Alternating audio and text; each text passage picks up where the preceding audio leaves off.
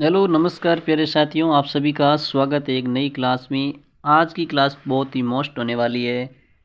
पूरे 35 प्रश्नों की क्लास है जिसमें हिंदी व्याकरण और राजस्थान जीके से संबंधित है। बहुत ही मस्त होने वाली क्लास है। सभी साथी अंत तक देखेंगे तो एक बार क्लास को लाइक कर देंगे। फिर बढ़ते हैं आगे। पहला प्रश्न है, आज का पहला प्रश्न है, अमृत। अमृत का पर्यायवाची नहीं है। अमृत का पर्यायवाची शब्द नहीं है। सुधा, पीयूष, अमीय या जल। अमृत का पर्यायवाची शब्द कौन सा नहीं है? सभी साथी कमेंट करके बता देंगे कौन सा शब्द अमृत का पर्यायवाची नहीं है। डी ऑप्शन से हो जाएगा जल। जल है जो अमृत का पर्यायवाची नहीं है। सुधा अमृत का है, पीयूष भी है, अमीय भी है, जबकि जल है जो अमृत का पर्यायवाची नहीं है। अगला प्रश्न है, बहुत ही मोस्ट क्लास है, हिंदी व्याकरण प्लस राजस्थान जीके की।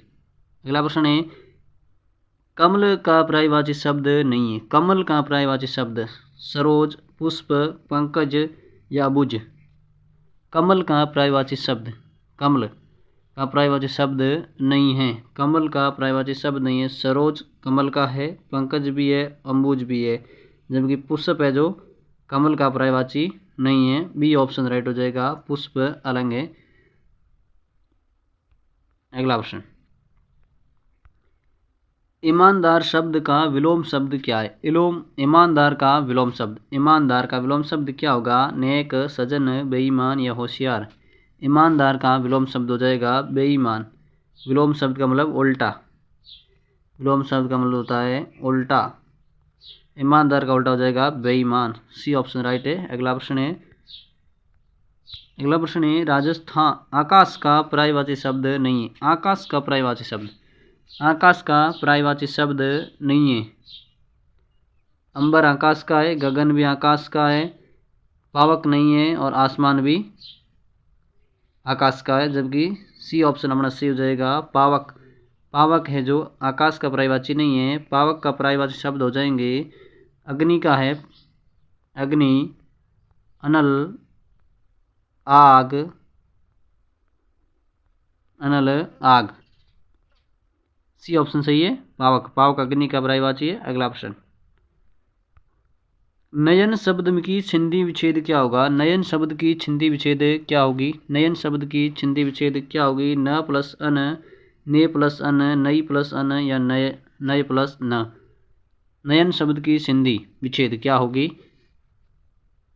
ने प्लस अन, ने प्लस अन हो जाएगा। बी ऑप्शन राइट है। इसमें अयादी संधि है। कौन सी संधि है? अयादी, अयादी संधि है। अयादी संधि है। अयादी संधि में क्या होता है? ए प्लस स्वर, ए के बाद अगर स्वर आए, ए के बाद में स्वर आए तो हो जाता है अय, अय, ए, सॉरी अय नहीं है, ए आए तो, और अय के बाद स्वर आए तो, अय के बाद स्वर आए तो आय हो जाएगा आय। चलते हैं अगले प्रश्न तक। अगला प्रश्न है, भानुदेव में, भानुदेव में संधि विच्छेद क्या होगा? भानुदेव में संधि विच्छेद क्या होगा? भानुदेव, भानुदेव में कौन सी संधि है? भानुदेव का संधि विच्छेद क्या होगा? भान प्लस उदय, भू प्लस दे, भानु प्लस उदय या भानु प्लस दय। भानु उदय शब्द में संधि विच्छेद क्या होगा? भानु प्लस उदय। सी ऑप्शन राइट हो जाएगा। सी ऑप्शन बिल्कुल राइट है, भानु प्लस उदय। इसमें दीर्घ संधि है, दीर्घ संधि। कौन सी संधि है? दीर्घ संधि, दीर्घ संधि। दीर्घ संधि हो जाएगी भानुदय में।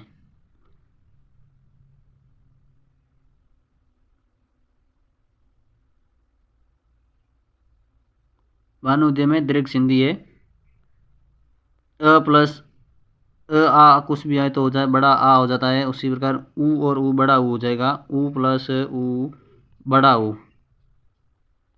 यहाँ पर मात्रा इस तरीके का पीछे की आएगी। अगला प्रश्न, बहुत ही मोस्ट क्लास हिंदी व्याकरण की प्लस राजस्थान जी के पूरे 35 प्रश्नों की। अगला प्रश्न है, अन्यार्थ शब्द में छिंदी विच्छेद। अन्यार्थ शब्द में छिंदी विच्छेद कौन सी है? छिंदी कौन सी है? गुण संधि, यण संधि, दीर्घ संधि या अयादी संधि। अन्यार्थ शब्द में कौन सी संधि है? छिंदी विच्छेद करते हैं अन्य प्लस अर्थ। छिंदी विच्छेद क्या होगा? अन्य प्लस अर्थ। यहाँ पर अ प्लस क्या हो गया है, आ हुआ है, तो कौन सी संधि हो जाएगी, दीर्घ संधि होगी। सी ऑप्शन सही है अपना, दीर्घ संधि। सी ऑप्शन राइट है, दीर्घ संधि। अगला प्रश्न है, परमोषधि संधि का विच्छेद क्या होगा। परमोषधि का संधि विच्छेद, परमोषधि का संधि विच्छेद क्या होगा। परमो प्लस औषधि, परम प्लस औषधि, परम प्लस औषधि, परमोषधि। परमोषधि में संधि विच्छेद क्या होगा, परम प्लस औषधि। सी ऑप्शन सही है, परम प्लस औषधि। सी ऑप्शन राइट है, सी ऑप्शन बिल्कुल राइट, परम प्लस औषधि। कौन सी संधि है इसमें, वृद्धि संधि, वृद्धि। यहाँ पर वृद्धि हो रही है, वृद्धि संधि हो जाएगी, वृद्धि संधि, वृद्धि संधि है। अ या आ के बाद, अ या आ के बाद में ए आई आए, ए आई आए तो आई हो जाता है, और अ आ के बाद में ओ और औ आए, ओ और औ आए तो औ हो जाएगा, तो यहाँ पर औ हो गया है। इसी प्रकार परमोषधि में दीर्घ संधि है। अगला प्रश्न, अगला प्रश्न है, मुहावरा खाल खींचना मुहावरे का अर्थ क्या होगा। खाल खींचना मुहावरे का क्या अर्थ होगा। सभी साथी कमेंट करके बताते जाओ जैसा आपको आए, ताकि आपके साथ में रिवीजन होता जाएगा। खाल खींचना मुहावरे का अर्थ क्या है, दर्द देना, बहुत मारना, खाल पीटना, खाल पर पीटना या अभद्र व्यवहार करना। खाल खींचना मुहावरे का अर्थ होता है बहुत मारना, बहुत मारना। बी ऑप्शन सही है, बहुत मारना। अगला प्रश्न है, चार चांद लगाना मुहावरे का अर्थ है। चार चांद लगाना मुहावरे का अर्थ है कड़ी मेहनत करना, सफलता मिलना, बहादुरी का काम करना या शोभा में वृद्धि होना। चार चांद लगाना मुहावरे का अर्थ क्या हो जाएगा, शोभा में वृद्धि होनी। डी ऑप्शन सही है, शोभा में वृद्धि होना, बिल्कुल राइट है, शोभा में वृद्धि होना। अगला प्रश्न है, अपने इरादे से न हटना मुहावरे का प्रयुक्त करो। अपने इरादे से न हटना को मुहावरे में प्रयुक्त करो।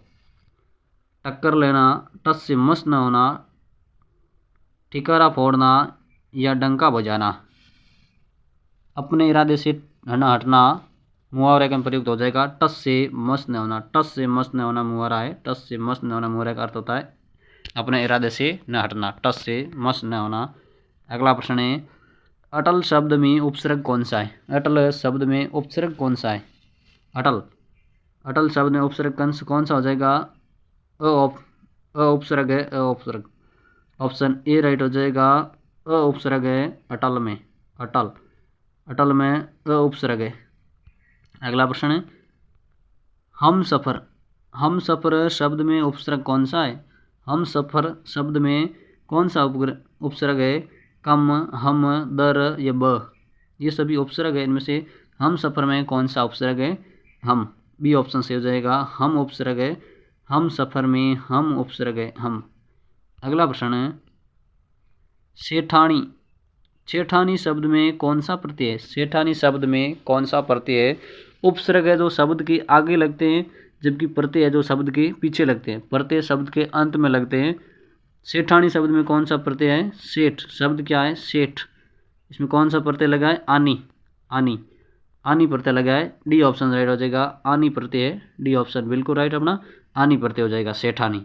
अगला प्रश्न, अगला प्रश्न अब राजस्थान जीके के प्रश्न, बहुत ही मोस्ट प्रश्न।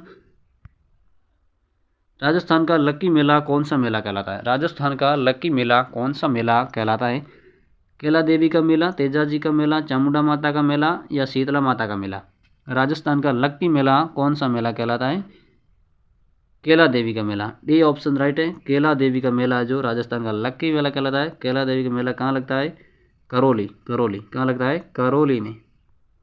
कौन सा गीत गाया जाता है, लंगूरिया गीत गाया जाता है। लंगूरिया गीत, लंगूरिया गीत किस में गाया जाता है, कैला देवी के मेला, कैला देवी मंदिर। अगला, कब भरता है कैला देवी का मेला। कैला देवी मेला कब लगता है, चैत्र शुक्ल अष्टमी, चैत्र शुक्ल अष्टमी को, चैत्र शुक्ल अष्टमी। अगला प्रश्न, अगला प्रश्न है, रावण हथा किस प्रकार का वाद्य यंत्र है। रावण हथा किस प्रकार का वाद्य यंत्र है। तत्, सुशिर काष्ठ, अवनंद या घन किस प्रकार का वाद्य यंत्र है? ये तत्वाद्य यंत्र है, तत्वाद्य यंत्र। ए ऑप्शन राइट है, तत्वाद्य यंत्र।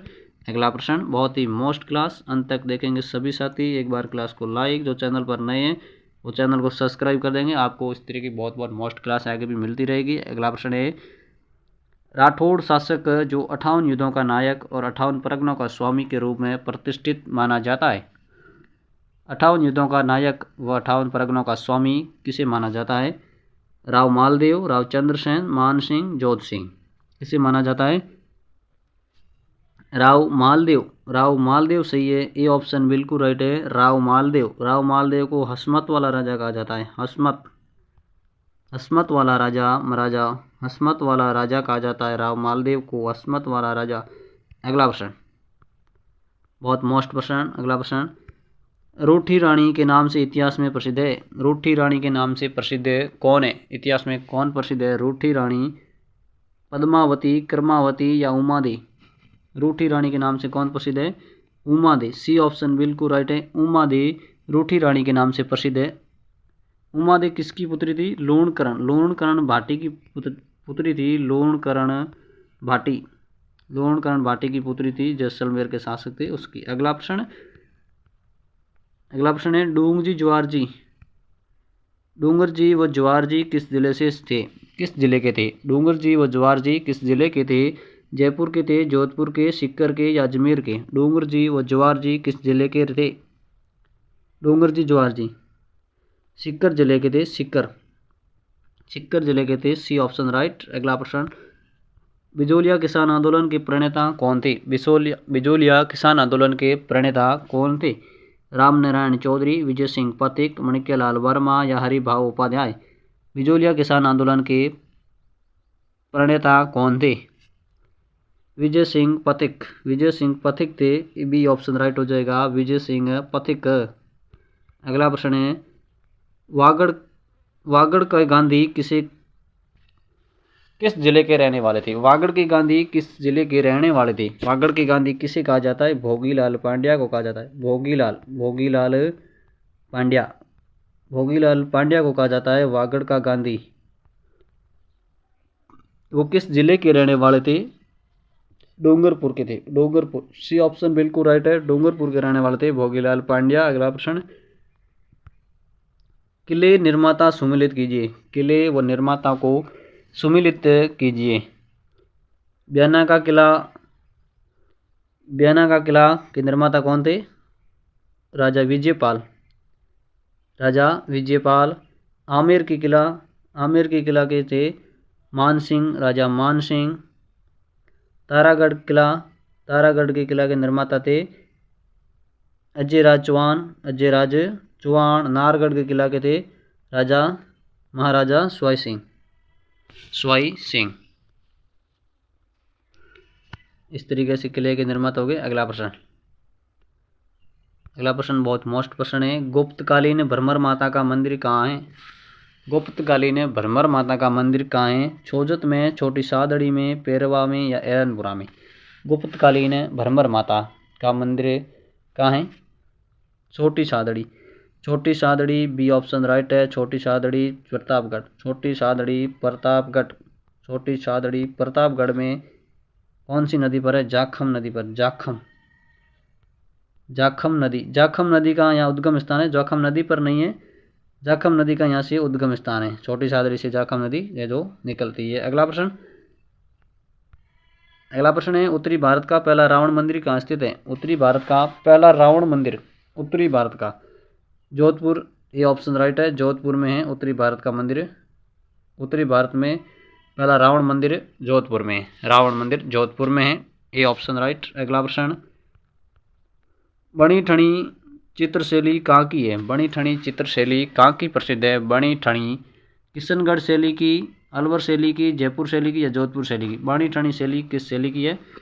किशनगढ़ शैली की प्रसिद्ध है। ये ऑप्शन राइट है, किशनगढ़ शैली। अगला ऑप्शन है कागजी टेराकोटा के लिए प्रसिद्ध है। कागजी टेराकोटा के लिए प्रसिद्ध स्थान कौन सा है? उदयपुर, जोधपुर, अलवर या भरतपुर? कागजी टेराकोटा के लिए प्रसिद्ध स्थान कौन सा है? अलवर, अलवर हो जाएगा सी ऑप्शन बिल्कुल राइट है अपना, सी ऑप्शन अलवर। अगला प्रश्न है वीर विनोद ग्रंथ की रचना किसने की थी? वीर विनोद ग्रंथ की रचना किसने की थी? सूर्यमल मिश्र ने, मूणोद नैन सिंह ने, श्यामल दास ने या कर्नल जेम्स टोड ने? वीर विनोद ग्रंथ की रचना किसने की थी? श्यामल दास, श्यामल दास ने की थी, सी ऑप्शन राइट है श्यामल दास। तो सभी साथी एक बार क्लास को लाइक करेंगे। फिर बढ़ेंगे अगले प्रश्न की तरफ। लाइक एंड सब्सक्राइब, चैनल पर जो नए साथी है वो एक बार सब्सक्राइब करें ताकि आपको भी आगे ऊब टू ऊब क्लास देखने को मिलेगी। अगला प्रश्न, अगला प्रश्न है बम्ब नृत्य कहाँ का संबंध है? बम्ब नृत्य कहाँ है या कहाँ का संबंध है? बम्ब नृत्य का संबंध किस जिले से है? भरतपुर से, जोधपुर से, करौली से, सवाई माधोपुर से? बम्ब नृत्य का संबंध, बम्ब नृत्य का संबंध किस जिले से है? भरतपुर से। ये ऑप्शन सही हो जाएगा, बम्ब नृत्य भरतपुर का है, भरतपुर का से संबंध है। अगला प्रश्न, अगला प्रश्न है राजस्थान दिवस कब मनाया जाता है? ये तो प्रश्न सच्चे बच्चे को आना चाहिए। राजस्थान दिवस कब मनाया जाता है?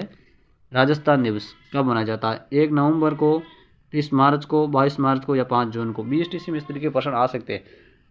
राजस्थान दिवस कब मनाया जाता है? राजस्थान दिवस कब मनाया जाता है? 30 मार्च को। बी ऑप्शन बिल्कुल राइट अपना, 30 मार्च को मनाया जाता है, 30 मार्च। अगला प्रश्न, सरिस्का अभ्यारण्य कहाँ है? सरिस्का अभ्यारण्य कहाँ है? सरिस्का हरे कबूतरों के लिए प्रसिद्ध है। किसके लिए?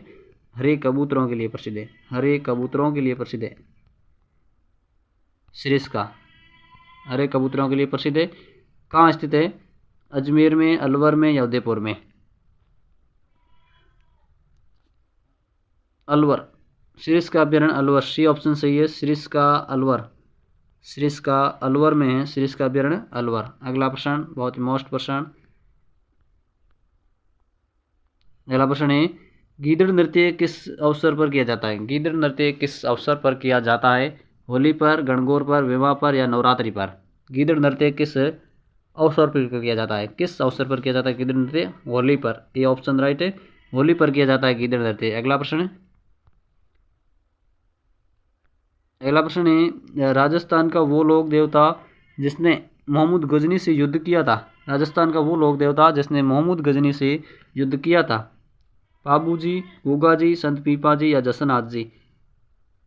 मोहम्मद गजनी से युद्ध किया था गोगा जी ने, Goga ji. B option right है गोगा जी। गोगा जी को क्या कहा जाता है? जाहिर पीर, जाहिर पीर, जाहिर पीर के नाम से जाना जाता है, जाहिर पीर। अगला प्रश्न, बाबूजी के शिष्य मुख्यतः है? बाबूजी के शिष्य मुख्यतः है रेबारी, जाट, सीपा या गुर्जर? बाबूजी के मुख्यतः शिष्य किस जाति को होते हैं? रेबारी, रेबारी रायका। ये ऑप्शन सही है, रेबारी जाति के जो बाबूजी के शिष्य मुख्यतः वो होते हैं। अगला प्रश्न है, अगला प्रश्न है बिलाड़ा का संबंध किस लोक देवी से है? बिलाड़ा का संबंध किस लोक देवी से है? बिलाड़ा, सकराई माता, चामुंडा माता, नागणेची माता या आई माता? बिलाड़ा का संबंध किस लोक देवी से है? आई माता। डी ऑप्शन बिल्कुल राइट है, आई माता से संबंध है, डी ऑप्शन बिल्कुल राइट। चलते हैं आज की क्लास के अंतिम प्रश्न की तरफ, बहुत ही मोस्ट प्रश्न। राजस्थान में गधों का मेला कहाँ लगता है? राजस्थान में गधों का मेला कहाँ लगता है? जयपुर में, जोधपुर में, बाड़मेर में, सीकर में? राजस्थान में गधों का मेला कहाँ लगता है? जयपुर में लगता है, जयपुर। ये ऑप्शन सही है, जयपुर में लगता है। कौन सी देवी का मेला पड़ता है यहाँ पर? खलकानी माता का, खलकानी, खलकानी माता का मेला है लगता है, खलकानी माता का मेला। कहाँ लगता है? लोनियावास, लोनियावास, लोनियावास जयपुर में लगता है, लोनियावास जयपुर, लोनियावास। बहुत ही मोस्ट क्लास 35 में से आपके कितने % सही हुए वो कमेंट करके बता देंगे। फिर मिलेंगे एक नई क्लास में, तब तक के लिए जय हिंद।